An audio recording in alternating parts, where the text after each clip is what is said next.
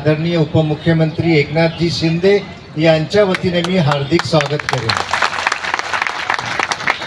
हे जे तुमचे एक साथीदार इथे माहिती संपूर्ण देत होते, ही माहिती मी गेले 3 वर्ष जे मुख्यालय आमचं आदरणीय एकनाथराव शिंदेजी हे जेव्हा मुख्यमंत्री होते तेव्हापासून बाळासाहेब भवन हे जे काही शिवसेनेचं मुख्यालय आहे, जिथून एकनाथ शिंदेजी आपल्या सरकारचा आणि पक्षाचा गाडा हाकत होते, तिथे मी दररोज तुमच्यापैकी अनेक हजारो लोकांना भेटलेलो असेन। तुम्हीच काय, तुमच्यासारखे अनेक इतर आंदोलक याच मैदानात बसलेले माझ्याकडे अनेकदा येऊन गेलेले आहेत। तेव्हा तुम्हा सर्वांची व्यथा काय असते हे मला अतिशय उत्तमरित्या ठाऊक आहे। तेव्हा यांच्याकडून ऐकून तो वेळ फुकट घालवण्यापेक्षा मी म्हटलं मी स्वतः तुमच्याशी संवाद साधतो। तर तुम्हाला मध्येच रोखल्याबद्दल क्षमा असं करावी तुम्ही मला।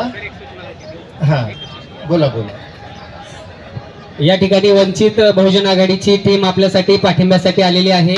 त्यांचं टाळ्याच्या गजरामध्ये एकदा स्वागत करा सगळ्यांनी। आपल्या ज्या काही मागण्या आहेत त्यासाठी त्यांचं सहर्ष स्वागत।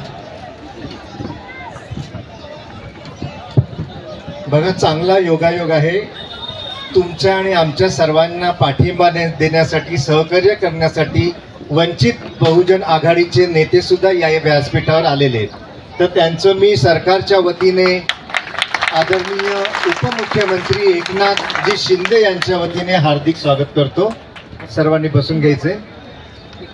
तर मित्रांनो, जी व्यथा गेले कित्येक दिवस आपण सरकार दरबारी मांडण्याचा प्रयत्न इथे करत आहात, तुमच्या हिमतीची जेवढी दाद द्यावी तेवढी कमीच आहे।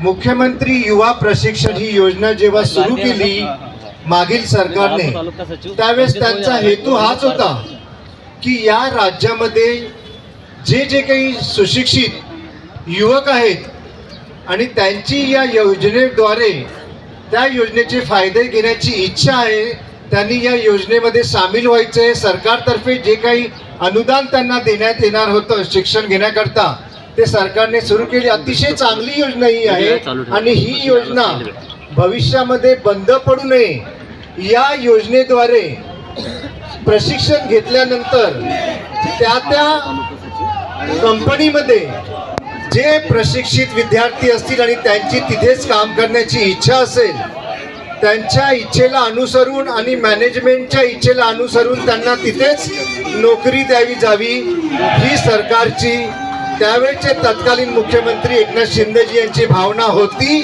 आणि अजून सुद्धा आहे।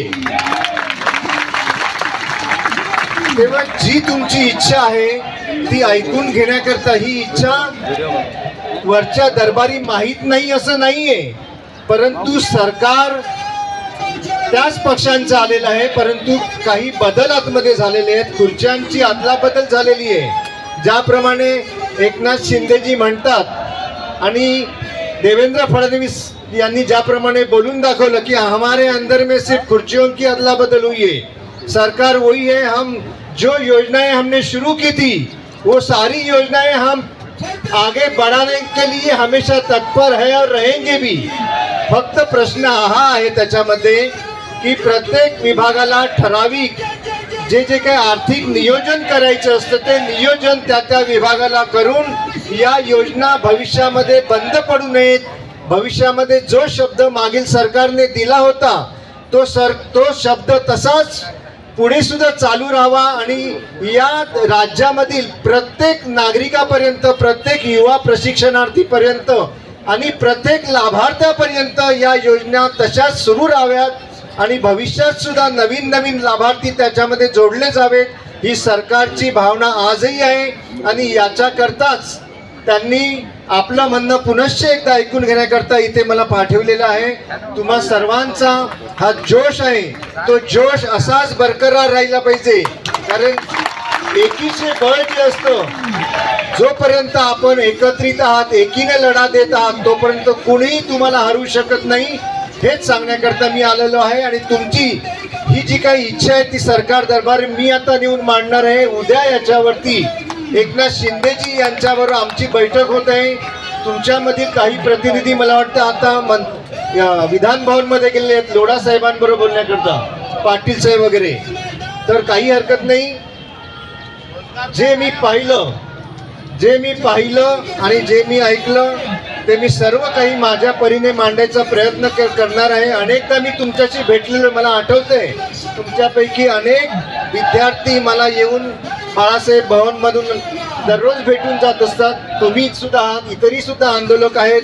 त्या प्रत्येकाचं म्हणणं जातीने ऐकून घेण्याचं काम मी नेहमीच करत असतो, या पुढे देखील करत राहणार. आणि माझी मनापासून इच्छा आहे की या सरकारने युवा प्रशिक्षणार्थींना जो काही शब्द दिलेला आहे तो शब्द शेवटपर्यंत निभावलाच पाहिजे.